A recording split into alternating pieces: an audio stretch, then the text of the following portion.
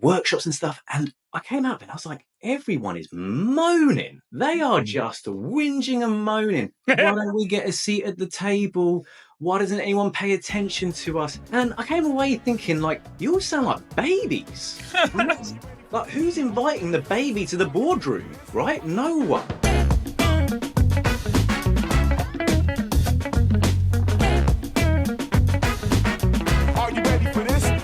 What's up, lifers, and welcome to The Daily Stand-Up with Lifetime Value, where we're giving you fresh new customer success ideas every single day. I got my man Rob with us. Rob, do you want to say hi? Here it goes. And we've got JP with us. JP, can you say hi, please? I used to love orange soda. And we have Kel with us. Kel, can you say hi? I put the screw in the tuna. Oh, my goodness. Yeah, he said, I got you. And I don't know what's going on. I am your host. My name is Dylan Young. Kel, thank you so much for being here. And you were weirder than I would have expected. So you're going to have to explain this a little bit. Can you please introduce yourself?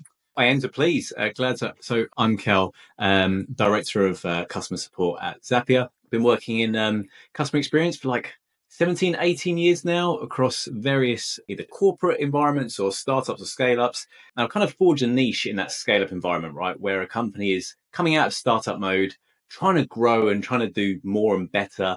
And they kind of get caught in that almost adolescence of a company, right, where they kind of still want to hold on to the stuff that makes them special at startup, but they know they need to grow and they're kind of struggling to kind of get through that. So that's kind of where I step in and help companies out from there.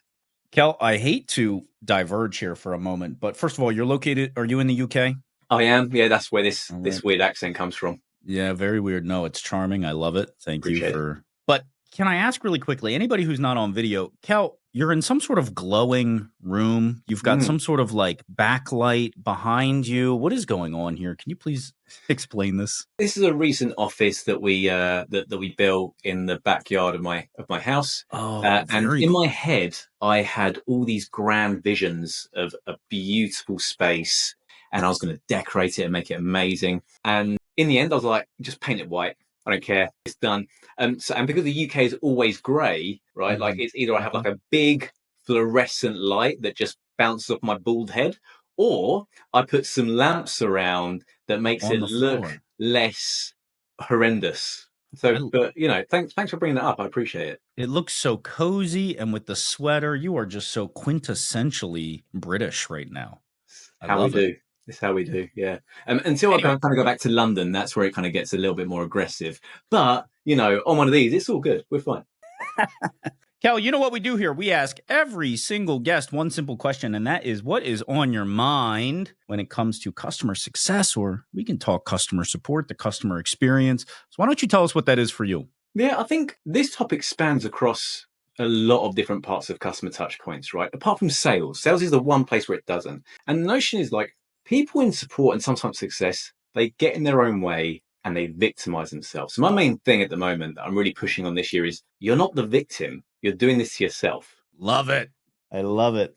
Do you want to expound on that, or should we open the floor immediately? I'll expand. So how this came about, last year, I was kind of doing a few podcasts, webinars and stuff like that. And a lot of my message was all about empowerment, right? Empower people because, you know, people in customer support, experience, success, you know, they want a seat at the table and like, hey, this is how you can do it. And I kept on going to different workshops and listening to different podcasts and stuff. And some of them are great, right? We heard some fantastic speakers. I listened to your recent episode with Sarah Caminiti, fantastic speaker. There's like people like Martin Teasdale. If you haven't had him on, you have to get him on. There's some people who are really good at delivering messages. And I kept on going to like workshops and stuff. And I came out of it and I was like, everyone is moaning. They are just whinging and moaning. Why don't we get a seat at the table? Why doesn't anyone pay attention to us? And I came away thinking, like, you all sound like babies.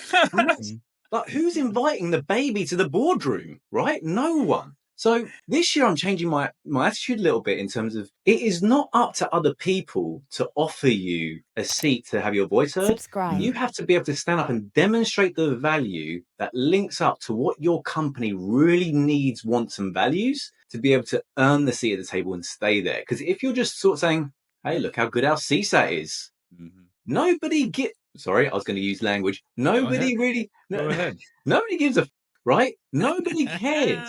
That's the situation. However, if you make it make sense and you make it count and you speak their language, that's when doors will really start opening up for you. And that's my biggest thing. That's what I wanted to get off my chest. All right. Two things. First of all, probably top 3 British phrases is whinging. I love it. I just love the way it sounds. It's totally foreign to Americans.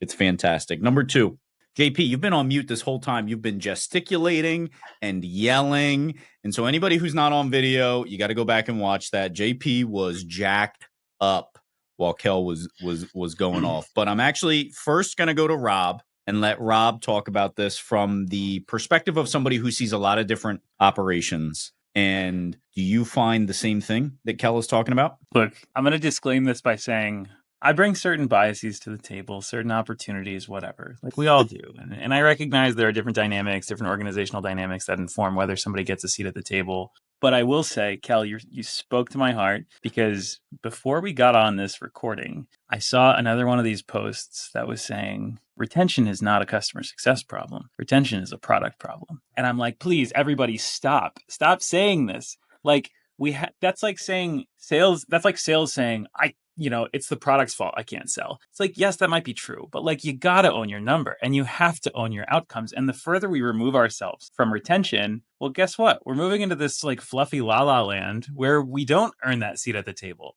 And if the past, several years in customer success have taught us anything, it's exactly your point. It's like, we have to define our domain of ownership and we have to serve it on a silver platter to our executive teams. And we can't be babies about that, right? Yeah. And I know that's a hard thing to stomach, and I know it's not easy, and I know there's barriers that we lack the systems, the budgets, the data. We might be faced with a ton of internal organizational pressures and biases against us and that kind of thing. But to your point, we can't not try, right? Mate, you know what? Everyone lacks the budget. Everyone has to fight for that budget. And it's the equivalent of me blaming the dentist for my teeth looking bad. Mate, brush your teeth. Do the basics every single day. Nail it. You need to be nailing this stuff. And then when you're able to demonstrate, hey, this is the value we're going to get from investing in these things. And this is what it means to, like, if the company is all about bringing on new customers, what you're going to do going to bring on new customers? If the company's all about, our churn rate is too high. Hey, don't worry about it. I've got the answer here. These are some tools that are going to help us reduce the churn rate by X. The fact is, historically, we haven't learned as a kind of organization, as a sector, as an organization, how to do that. Because we've just relied on, what's the American term for whinging? Whining, moaning? I don't know. We've done that. And I say that I'm generalizing here as well, right? Like, some people are excellent at it, but people need to understand that the way forward is not to think you're the victim. It's to take real ownership and accountability for what you're able to do. And if you're in an environment where it's just a shut door, don't care, stay in your lane, you got to decide if that's the right environment for you. You made such an interesting point that I want to make sure we reiterate, which is everybody's fighting for budget. I want everybody to do this really brief thought exercise around if every time you asked for money, your company said, yeah, sure, here's some more, your company would not be in business for much longer, because that would get around real fast. People would deplete those coffers even faster, and then you'd be done. So the whole point is you've got to fight for that budget. They want you to feel a little bit of pain before they're going to give you any more quarter. JP, I want you to take us out of here. Yeah, thanks for bringing this up, Kel. I think I've always been sort of about character has always been a big thing for me. So, whether you're CS, whether you're in sales support, whatever, I think like character is something that's going to shine through no matter what role you take.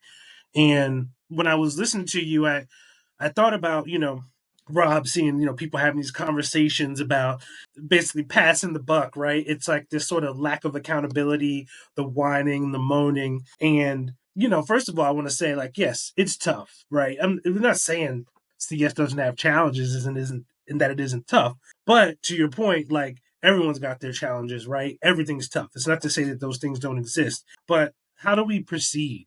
How do we move forward? At some point, just the echo chamber of whining just becomes super stale. I know for me, like, I'm tired of it. I'm sort of trying to think of, like, I think, outside the box of CS even more, because I think it's because the narratives around CS, when I put those bumpers on the lane, so to speak, they seem to sort of go in that direction. And I just feel as if like I don't really want to complain anymore, and I'm really sort of tired of hearing people just complaining all the time. And I think that like this accountability is something to really think about. It's also like tough when, I guess my controversial statement is that I don't think social media engenders a culture of being accountable.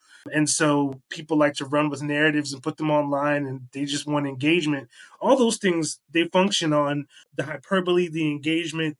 Those are all things that are, people want to jump in. It's very easy to bite at. It's not my fault.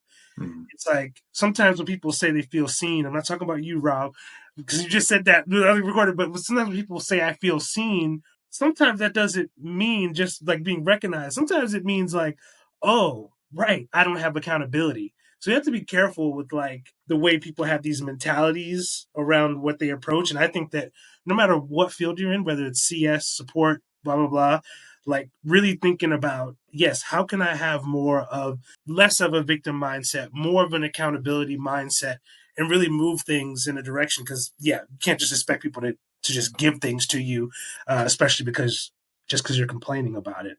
100%. Love it. I love it. Kel, that is our time. Would love for you to come back and maybe let's talk about tactics to engender accountability within your teams. But for now, we do have to say goodbye. Thank you so much for having me. Take care.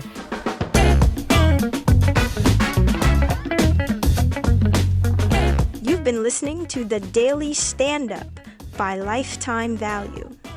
Please note that the views expressed in these conversations are attributed only to those individuals on this recording and do not necessarily reflect the views and opinions of their respective employers. For all inquiries, please reach out via email to dylan@lifetimevaluemedia.com. Find us on YouTube at Lifetime Value and find us on the socials at Lifetime Value Media. Until next time.